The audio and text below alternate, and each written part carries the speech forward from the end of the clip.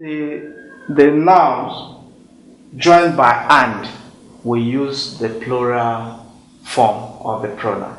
So we can, of course, in this case, what we actually have is not a pronoun but an adjective. Take note of that. It's not it's an adjective, but we're using this opportunity to explain. So we can remove the collection to and make it a pronoun, either a maker or if it would display his, then it becomes a pronoun. So, but if we have a case where they are joined, what we say, for example, a maker and a fee will display this. We can use pronoun this time since we're treating pronoun. The maker and the fee will display theirs because of the coordination here.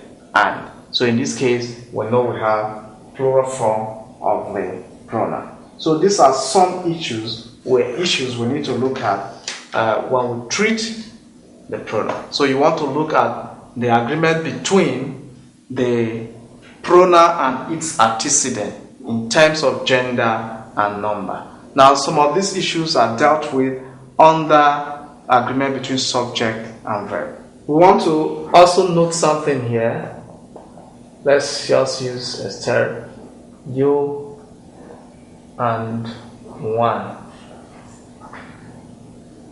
At what point can we use this? Now, we want to note that these two can be used in the subject position. We have the personal pronoun you and we have the indefinite one. The two can be used in the subject position. So we can say, you can leave. Then we also can have one can leave.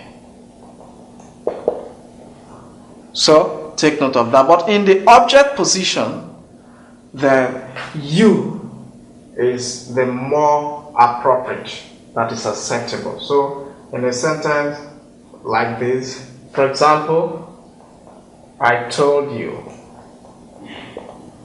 Now this is acceptable, but to have I told one is awkward. Now, but it doesn't mean that we cannot use one in the objective case. Some cases we can, particularly for habitual things.